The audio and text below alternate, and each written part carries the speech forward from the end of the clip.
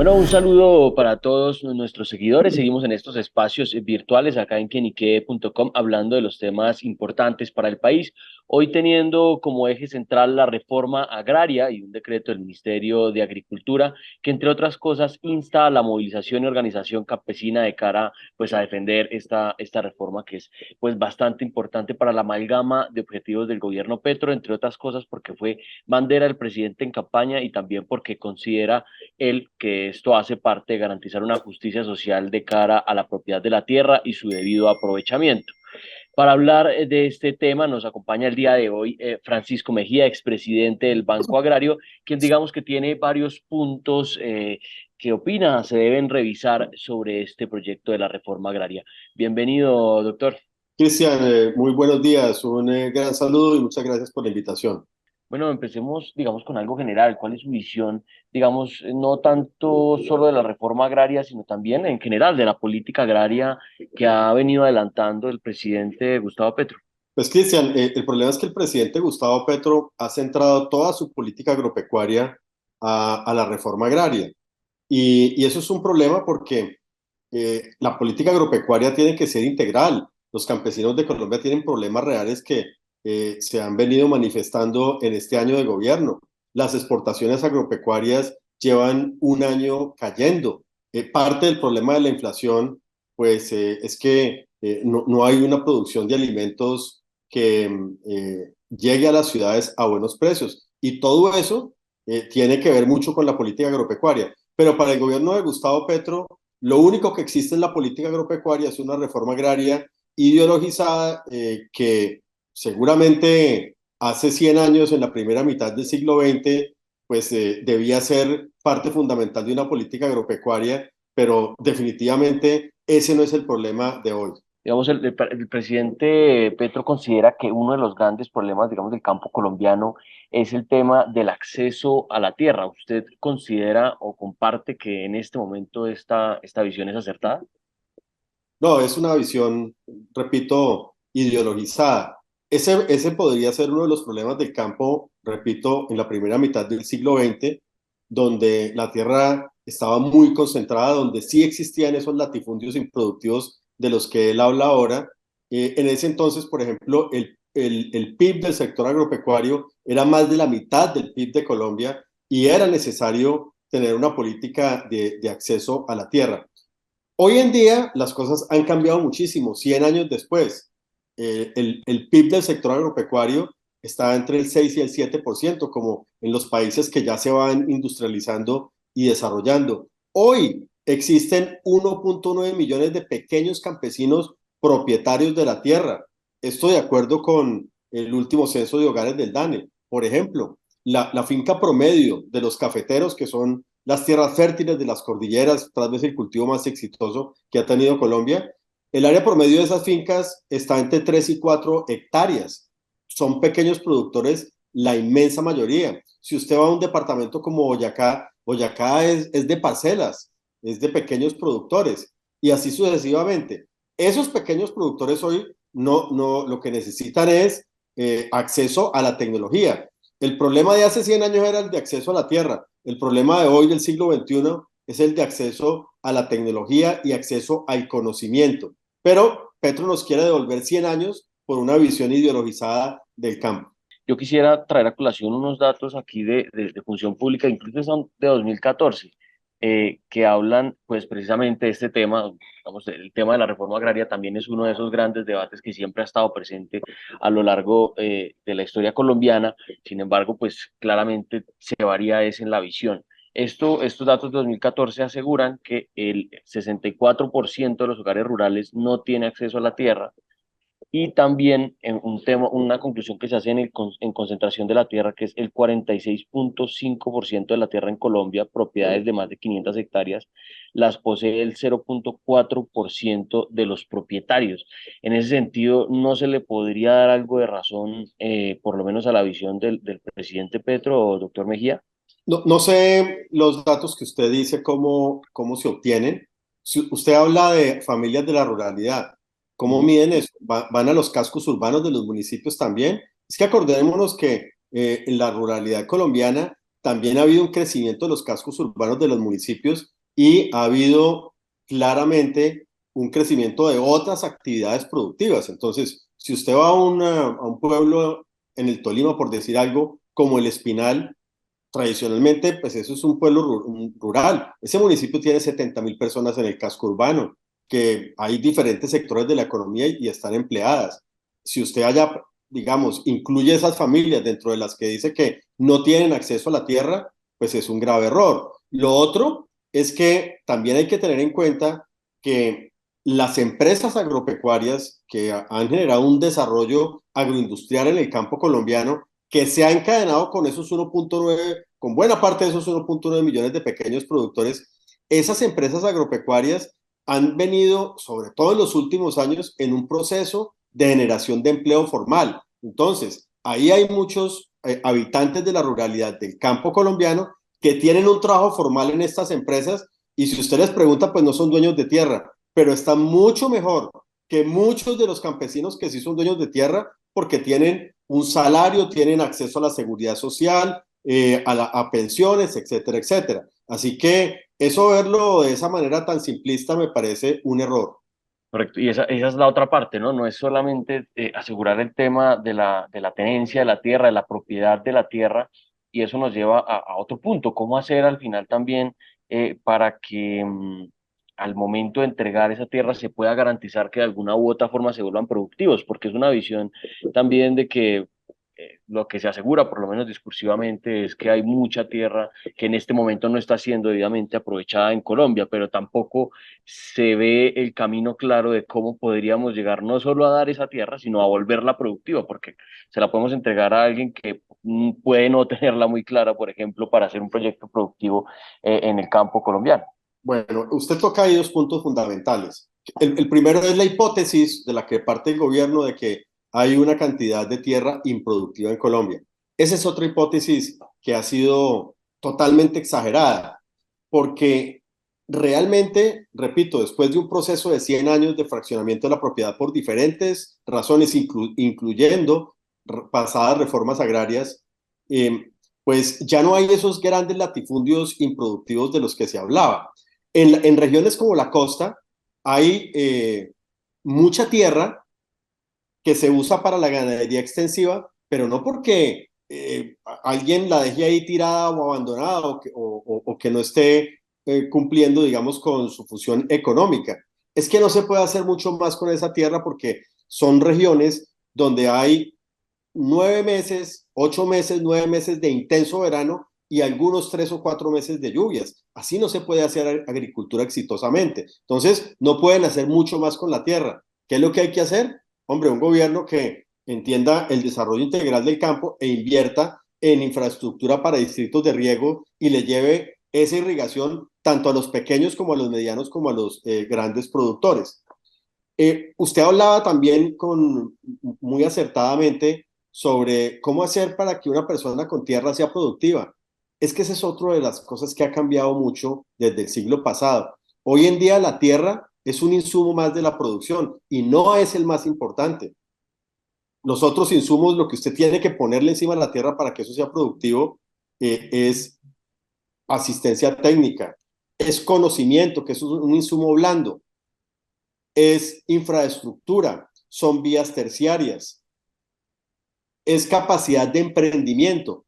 Nosotros hemos subestimado mucho en las ciudades, sobre todo quienes no conocen esas dinámicas del campo, subestiman mucho al campesino colombiano porque creen que es una persona, digamos, analfabeto, ignorante, que solamente con la tierra ahí él produce. Falso. Un campesino, dueño de tierra, tiene que tomar las mismas decisiones que toma un empresario pequeño de una ciudad. Tiene que asumir riesgos, tiene que tener conocimiento, tomar decisiones de qué sembrar o qué no sembrar, manejar personal, porque así sea muy pequeña la propiedad en épocas de cosecha no le alcanza su propia mano de obra. Es decir, tiene que tener condiciones de emprendedor. Y como usted y yo sabemos, a nadie se puede forzar por decreto a ser emprendedor. Entonces, es falso y es crearle una falsa expectativa a un campesino o a cualquier persona, decirle, le voy a entregar este pedazo de tierra y ya con eso usted va a ser una persona productiva. Son dos hipótesis de las cuales parte el gobierno que son completamente falsas, que con tierra se puede producir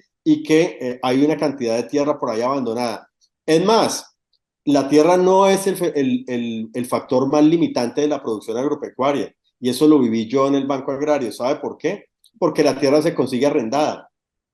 Si usted tiene acceso al crédito y cuidan el Banco Agrario, no lo politizan más y dejan que siga en ese proceso de mejoramiento, si siguen con el proceso de apertura del crédito de jóvenes como lo abrimos nosotros en el gobierno del presidente Duque, nosotros le dábamos crédito a los jóvenes emprendedores del campo, pero por supuesto jóvenes que les veíamos las ganas, que les veíamos el empuje, que habían aprendido con sus papás. Esos jóvenes, ¿saben qué hacían? Iban y arrendaban un predio, ahí cultivaban, y yo vi muchos jóvenes que a la segunda o tercera cosecha ya estaban comprando el predio que arrendaron. La tierra se consigue arrendada, pero el conocimiento usted sí no se lo puede alquilar a nadie, ¿no? Entonces, esa es la visión real de desarrollo del campo colombiano que debe tener un gobierno para poder hacer un proceso exitoso de mejoramiento de la productividad en el campo y poder solucionarle muchos problemas a esos 1.9 millones de pequeños productores que ya hay en el campo. No sé si usted vio un video que salió en varios medios de comunicación, creo que lo pasó Revista Semana hace un par de días, se hizo viral. Un campesino que le tocó botar su yuca en un municipio, creo que en Santander, No porque le no. pagan bien. Ah, bueno, entonces ese señor ya tiene una tierra. ¿Por qué no le ayudan a tener acceso a mercados? ¿Por qué no continuaron el programa de agricultura por contrato tan exitoso del gobierno del presidente Duque, que le generó ingresos sostenibles a tantos miles de campesinos en Colombia, aproximadamente 300.000? Si usted mira, por ejemplo, hoy la portada del diario La República, está la doctora María Paula Cano, que es una alta ejecutiva de PepsiCo, hablando de cómo están haciendo un programa de agricultura por contrato con mujeres rurales en Nariño para comprarle toda la papa que produce industrialmente Pepsi en sus productos empaquetados. Entonces, estos son los encadenamientos que realmente le sirven y benefician al campesino colombiano. Tener esos delirios ideológicos para generar factores adicionales de violencia en el campo, eso no le va a servir al campesino, eso es perjudicial para el campesino y también para nosotros los de las ciudades, porque esto termina finalmente en crisis de seguridad alimentaria como pasó en Venezuela. Doctor Mejía, y este bloque de decretos de Minagricultura, tanto en el que se habla, digamos, de unos mecanismos para agilizar la adquisición de tierras, que para muchos ha significado una forma de expropiación, sobre todo porque se le quita, digamos, este tema de la etapa jurídica al tema de las tierras, y se le quitaría, ¿no? Y también el decreto de la organización y movilización campesina, que es el otro decreto que, digamos, ha generado algo de polémica entre algunos sectores. ¿Usted cómo los ve? ¿A usted le preocupan estos decretos? Mucho, me preocupa mucho porque pues es profundizar más en el error de ya lo que estamos hablando de su política de reforma agraria, y en el caso de la expropiación, pues esto no sabe dónde empieza, pero rápidamente puede terminar en una espiral de miseria como pasó en Venezuela, porque cuando usted empieza a expropiar en el campo, pues ¿por qué no seguir con lo de las ciudades? Cuando usted pone en riesgo la seguridad jurídica de la propiedad privada, le hace un daño enorme, enorme a la sociedad.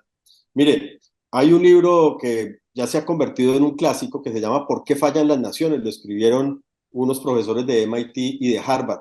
En ese libro dicen que el hecho de que Inglaterra hubiera sido el país que hizo la revolución industrial y donde la gente empezó a tener mejores niveles de vida no es un hecho fortuito. Ocurrió en Inglaterra porque fue el primer país que tuvo un parlamento que emitió unas leyes que le daban estabilidad jurídica a la propiedad privada. Y eso generó un gran incentivo para que hubiera inversión y hubiera producción ahí en ese país. La propiedad privada es un derecho, es además un derecho fundamental también. Lo que pasa es que a la extrema izquierda hay unos derechos que les gustan y otros que no les gustan de acuerdo a su lente ideológico.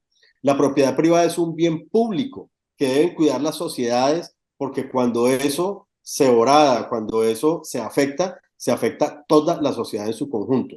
En el caso del en el caso de ese decreto particularmente, es realmente aterrador la discrecionalidad que tiene el funcionario público para decidir qué finca es productiva y qué finca no o qué finca no cumple con el derecho ecológico de la propiedad. Es decir, con esa discrecionalidad y ese lente ideológico que tienen este gobierno, van a quitarle la finca al que quieran.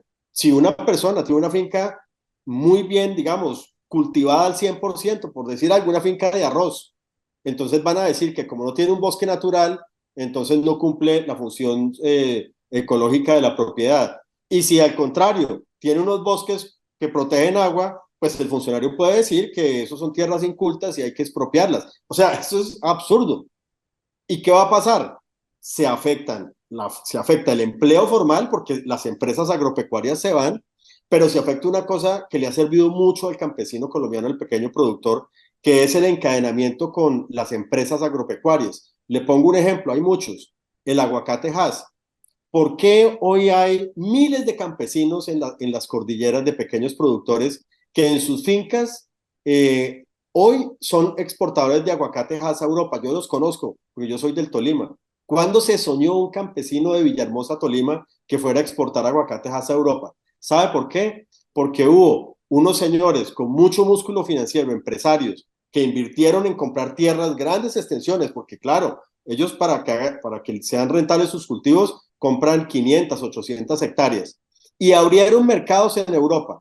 ¿Qué hacen esas empresas? Le compran el aguacate Hass al pequeño productor, le hacen transferencia de tecnología y ese es un círculo virtuoso, eso es una cadena que lleva al éxito al campesino. Con estos decretos lo que buscan es que esos vínculos se rompan y ya no haya más empresas en el campo, se genera una crisis de seguridad alimentaria, repito, porque claramente esas personas que van a traer a ser los nuevos dueños no van a tener cómo poner a producir esas tierras como hoy producen. Y bueno, pues terminamos, es que eso pasó en Venezuela, exactamente igual pasó en Venezuela y ha pasado en todos los países donde han ensayado ese mecanismo marxista. Entonces, pues terrible. Y me habla usted del decreto de las movilizaciones. Bueno, ese decreto, fíjese usted, es la prueba de lo que yo le dije al principio, de que en el campo colombiano no hay un problema de acceso a la tierra. Tan no hay un problema de acceso a la tierra que les toca sacar un decreto y pagar con recursos públicos a unos agitadores políticos para que también haya irriguen plata para poder movilizar a las personas. ¿Usted cree que cuando la gente tiene un problema de verdad necesita que le den plata y que le hagan decretos desde el gobierno para que salga a protestar o a movilizarse? Por supuesto que no. Claro, aquí también están partiendo de otra premisa falsa y es que la violencia en el campo que es por el acceso a la tierra. Entonces, apenas Petro haga un llamado y toque su flauta y le diga a la gente que salga a movilizarse, entonces, pues todo el mundo va a estar de acuerdo. No, eso es un delirio ideológico. Esto es como cuando Petro, por ejemplo, invitó y pensó que las calles de Colombia se iban a llenar de enfermeras y médicos protestando para apoyarle su reforma a la salud, cuando los profesionales de la salud saben que esa reforma a la salud es nefasta. En su realidad virtual que vive el presidente Petro, los invitó a la movilización y nadie salió. Aquí es igual, lo que pasa es que aquí sí está metiendo plata del presupuesto nacional para las movilizaciones y obviamente agitando esa máquina de odio y de confrontación que le ha funcionado en el pasado para generarle otro factor de violencia al campo colombiano como si no tuviéramos suficientes. ¿Usted de alguna u otra forma considera que todo esto es una forma de incentivo desde la política pública a la invasión de predios? ¿Es como una carta blanca que se le podría estar dando? Por supuesto, es que en eso es que van a terminar las movilizaciones. Y es que si usted va a los municipios de Colombia con esos agitadores políticos profesionales que tienen, le crean una expectativa a la gente, no necesariamente los que viven en el campo, los que viven en los cascos urbanos de los municipios, y les dicen, salgan que les vamos a regalar tierras, pero ustedes tienen que salir a protestar, porque es que aquí hay unos señores que han sido explotadores y toda esa narrativa basura de la extrema izquierda pues obviamente van a encontrar quienes vayan y hagan invasión de predios. Y no son predios abandonados, repito, no son predios que estén siendo improductivos. Al contrario, es la tierra más productiva que es la que pues les gustaría poseer, ¿no? Entonces, están generando unos incentivos perversos. Seguramente ellos, en su lógica perversa, dirán pues que cuando esté la finca invadida, van y le ofrecen compra al dueño para que se las venda bien barata, pero el daño que están haciendo y el germen de violencia que están sembrando es enorme. ¿Cuál sería, digamos, una forma correcta, doctor Mejía, de adelantar un tema de reforma agraria? Encontramos, por ejemplo, este caso reciente que tuvo mucho bombo en medios de comunicación y en todo lado, que fue el caso de Argos, que Argos realmente lo que se creó también fue un malentendido público, porque, digamos, Argos dice, nosotros donamos estas tierras, pues cuando nos enteramos del origen que habían tenido estas tierras. Sin embargo, no quita, y es el tema que al final está de fondo, y es esas tierras teóricamente en el papel eran legales, pero tenían todo un trasfondo, digamos, una historia que provenía pues, de las dinámicas que nos ha dejado todo el conflicto y demás. Pero bueno, digamos, ese es cuento viejo, pero lo que sí quiero es cómo podemos hacer para hacerlo de una forma en la que no nos dividamos todavía más, pero que sí podamos llegar a esa reforma agraria en la que se pueda de alguna u otra forma reestructurar ese campo, sobre todo cuando se trate de predios que de alguna u otra forma pertenecían a una familia que ya no está ahí por alguna dinámica de conflicto. Lo primero es hacer un diagnóstico correcto y tener las cifras que son sin sesgos ideológicos. Usted, por ejemplo, me da unas cifras al principio de la entrevista y el problema de hablar de promedios es que todo está, digamos, influido por extremos.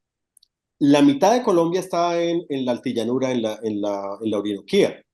Allá los predios son inmensamente grandes y allá sí hay latifundios.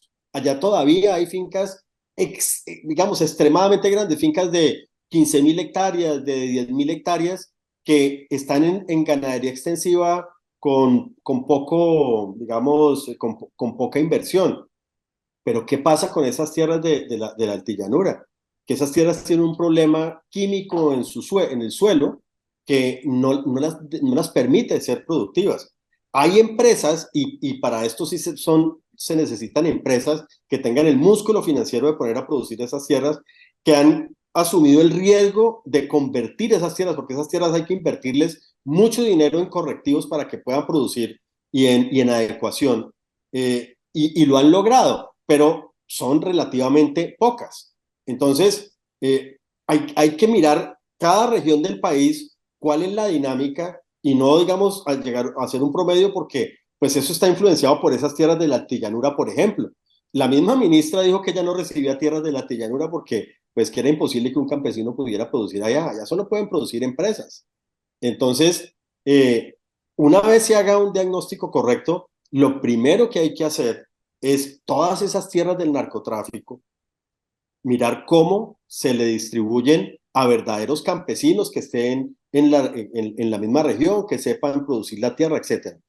¿Por qué no empiezan por ahí? ¿Por qué tienen que generar un problema en la propiedad privada? Lo segundo, ya lo dije antes, hagan una gran campaña de créditos para jóvenes, pero con mayor asunción de riesgo de lo normal. Pueden inclusive hacer un programa especial en el Banco Agrario donde se reconozca que puede haber una siniestralidad mayor. Eso lo hicimos nosotros a una escala importante, creo yo, pero se puede mejorar y se puede hacer a una escala mucho más grande. Cuando usted le da crédito a un joven para que vaya y alquile tierra, ese joven termina comprando tierra porque si es exitoso la va a comprar. Entonces, eso por un lado, yo le daría esas dos ideas. Y lo otro es pensar realmente si ese es el problema real del campo colombiano. Porque lo que no podemos es dejarnos convencer de que el problema del campo es el acceso a la tierra y terminar de esa manera invisibilizando a 1.9 millones de campesinos que ya tienen tierra y que tienen unos problemas de verdad que no los deja producir. Entonces, si todos los recursos, si todos los esfuerzos se van a ver cómo se le da tierra a más campesinos, mire, estos 1.5 millones de hectáreas de las que habla la ministra de Agricultura, por mucho podrán beneficiar a 150.000 nuevos propietarios. Hay 1.9 millones. O sea, vamos a dejar de lado toda la política agropecuaria para estos 1.1 millones para darle más tierra a 150.000 cuando no hemos podido solucionar la producción de los 1.9 millones, ¿no? Entonces, está bien la reforma agraria, hacerla en unas escalas que se pueda manejar, que no afecte la propiedad privada, sin estos lentes ideológicos de invitar a movilizaciones y a estas cosas, y empezar por las tierras del narcotráfico, como le dije originalmente, y de la guerrilla. Este es un punto interesante que usted pone, y es análisis por zonas de las cosas para no, que no se vise un promedio, que es un problema que se aplica matemáticamente a muchos sectores, generalmente cuando se hacen análisis muy grandes de los asuntos, más en el campo colombiano, que como usted lo dice, bueno, usted me habla de las cifras, yo le hablaba de esas cifras, esas son de 2014 y 2015, pero generalmente el sector agro tiene un problema y es que las mediciones son muy extensas en tiempo, ¿no? Hablamos de 10 años, por ejemplo, para que suceda otra vez un censo y así sucesivamente. Entonces, muchas veces se habla en unas estadísticas que posiblemente estén algo desactualizadas. Yo le pregunto, este tema de la invasión de predios y demás, pues abrió una brecha grande entre el gobierno y Fedegan, ¿no? Que con quien está trabajando en este momento de la mano en el proceso de paz con el ELN y también pues con todo esto de la reforma agraria, pues que ha sido eje central de conversación entre ambos. Eh, para la FORI también, digamos, todos estos decretos del Ministerio de Agricultura, pues significaron también una forma de expropiación, él puso sus puntos sobre la mesa y de alguna u otra manera se generaron algo de tensión en esa relación. ¿Qué lectura tiene usted de todo esto que ha pasado entre el gobierno y Fedegan desde el principio, doctor Mejía? Bueno, yo siempre he dicho que a mí me parece que fue un error muy grande que el doctor Laforí desde el principio le hubiera validado al gobierno sus falsas narrativas. Le validó al gobierno su narrativa de que había latifundios improductivos, le validó al gobierno su narrativa de que el problema de la violencia en Colombia era por el acceso a la tierra. Y un poco todos estos atropellos que estamos viendo con estos decretos, pues han sido justificados por el gobierno por esa misma narrativa. Entonces, yo creo que él optó por una posición muy condescendiente, tal vez muy facilista, de no enfrentar realmente el fondo del asunto con argumentos, porque uno digamos, uno sin oponerse a que el campesino tenga tierra, porque nadie se opone a eso, sí puede explicar y puede articular una argumentación donde ponga sobre la mesa el hecho de que ese hoy no es el gran problema de Colombia. No, él lo que hizo fue ser muy condescendiente. Él lo que hizo fue, en sus propias palabras, apoyar y ser un aliado del gobierno porque él pensaba que el gobierno debería salir bien. Y yo creo que pues ahora es un poco víctima de esa posición. Eh, a mí yo siempre he creído que la única opción con ideólogos fundamentalistas como Petro y la corte que lo acompaña, la única opción es enfrentarlos con mucha firmeza, con argumentos, obviamente respetuosamente, pero querer apaciguarlos, eso siempre sale mal. Sí, y precisamente toda esta situación pues ha generado que Fedegan empiece su propia organización, o sea, el tiempo que se llama una organización desde el gobierno, desde Fedegan también, ¿no? Un tema que se llama ahora Brigadas Solidarias Ganaderas, algo que también generó una tensión con el gobierno, ya que pues el presidente Petro calificó esto como abrirle la puerta de nuevo al paramilitarismo. ¿Usted cómo ve este tipo de organización? ¿Lo cree que es simplemente una consecuencia lógica de todo lo que ha venido sucediendo en materia agraria? No, mire, a mí me parece muy legítimo lo de las brigadas ganaderas y yo en eso sí felicito a Fedegan porque yo creo que como seres humanos tenemos derecho a defender nuestros derechos y la propiedad privada es un derecho. Ya lo expliqué, no solamente un derecho individual, sino un bien público de la sociedad. Entonces, a mí sí me parece que la gente se solidarice cuando hay un atropello a otro, me parece un gran ejemplo. Y yo creo que eso es un ejemplo que debería seguirse no solamente en el tema de la propiedad privada, sino también en muchos frentes donde la solidaridad nos puede llevar a la protección de derechos de manera efectiva y sobre todo cuando hay un gobierno tan indolente como el gobierno del presidente Petro. Sobre todo porque esa defensa de la propiedad se ha hecho de manera muy pacífica, se ha hecho sin violencia y por supuesto eso es muy destacable.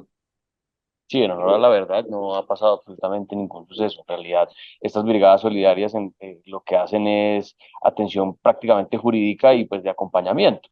Lo que hacen es ayudar a los campesinos a los campesinos, a los propietarios de tierra que estén siendo invadidos.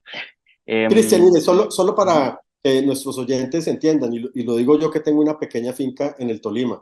Estas personas que tienen estas fincas, estos ganaderos, eh, para que entendamos el sacrificio que hacen para poder producir algo que en las ciudades necesitamos tanto, que eso, la carne, la leche o otros productos agropecuarios, son personas que tienen que enfrentarse a situaciones de inseguridad, personas que tienen que viajar todos los días a sus fincas, que tienen que asumir riesgos del clima, que tienen que manejar personal, que pagan nóminas, que pagan salarios. O sea, si hay unos empresarios que son sacrificados, son los empresarios del sector agropecuario. Y a veces hay personas que los estigmatiza que son pues unas personas que están llenas de dinero, que no trabajan, etcétera, etcétera. Al contrario, son los que más trabajan y si usted mira cualquier texto de economía de cualquier país, esos textos le van a decir que la actividad que menos rentabilidad tiene es la actividad agropecuaria. Eso es una actividad muy ingrata.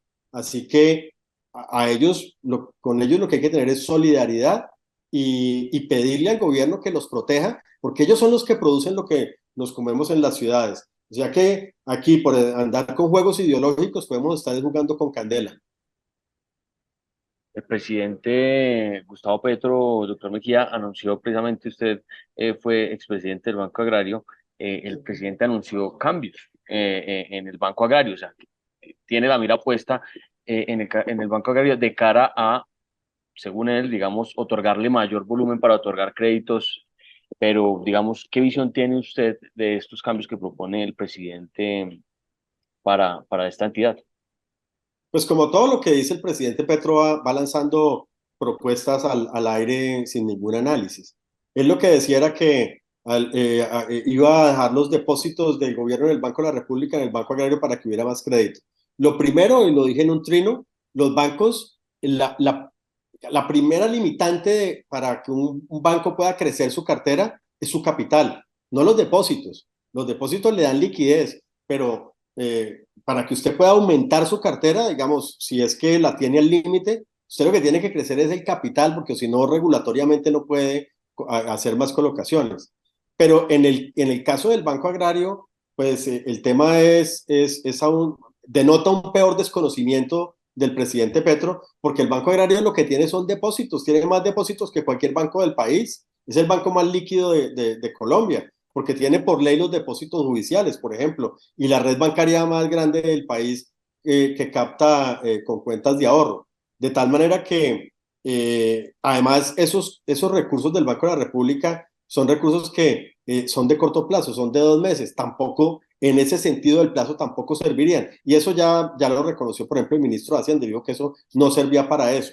Entonces, yo sí creo que un gobierno responsable, y nosotros empezamos ese proceso con el Banco Agrario, puede ampliar el mandato de Banco de Desarrollo del Banco Agrario a las ciudades con microcrédito. Nosotros lo empezamos a hacer, lo hicimos con los créditos que nos pidió el presidente Duque y con él diseñamos esa estrategia para salvar empresas en pandemia. Nosotros colocamos en pandemia a empresas afectadas por el COVID por fuera del sector agropecuario casi 700.000 millones de pesos. Porque ya en el banco tenemos una fuerza de microcrédito de ventas y la fortalecimos de pyme para poder llegar a estas empresas en la ciudad. Entonces, a mí sí me parece que darle ese mandato al Banco Agrario es positivo, pero la gran desconfianza que me da es hacerlo en un gobierno como este que está politizando nuevamente al Banco Agrario. Al Banco Agrario lo que tiene es que cuidarlo y no dejarlo otra vez permear de la politiquería, de la inflación burocrática, del mal desempeño. Nosotros hicimos una transformación en el Banco Agrario que ahí están las cifras. Yo escribí un libro hace poco sobre eso, cómo expandimos el crédito de fomento, cómo aumentamos el apetito de riesgo del banco, pero a la vez le triplicamos las utilidades porque en esa capacidad de banco comercial donde competimos con la banca privada, fuimos más eficientes, eliminamos posiciones burocráticas, corbatas que había más de 200, eliminamos temporales, es decir, le hicimos una verdadera reestructuración del banco para mejorar el servicio al campesino y mejorarle su rentabilidad como activo. Esa reestructuración del banco ya la hicimos. Ahora, claro que se puede seguir mejorando, pero eso uno no mejora el banco con anuncios y con discursos vacíos como esos de Petro, sino con hechos concretos y parando esa politización en la que ya lo tienen. Bueno, doctor Mejía, cerremos con una cosa. Si estuviera en su potestad, ¿cuáles serían los ejes de la política pública agropecuaria que debería estar rigiendo ahorita, con base también en los problemas que usted, digamos, señala como principales en el sector? Mire, primero yo continuaría la política de agricultura por contrato del presidente Iván Duque que benefició 300.000 productores agropecuarios. Segundo, yo continuaría con esa política agresiva de diplomacia sanitaria y de diplomacia comercial en el exterior. Ahí tienen que ver los Ministerio de Comercio y el Ministerio de Agricultura. Los doctores José Manuel Restrepo y Rodolfo Sea hicieron un trabajo excepcional. Abrieron los mercados, por ejemplo, del pimentón a Estados Unidos, del aguacate en muchos países del Asia. Gracias a eso fue que se incrementaron esas exportaciones agropecuarias y todo eso beneficia a los pequeños productores, no solamente a los grandes, sino también a los pequeños productores.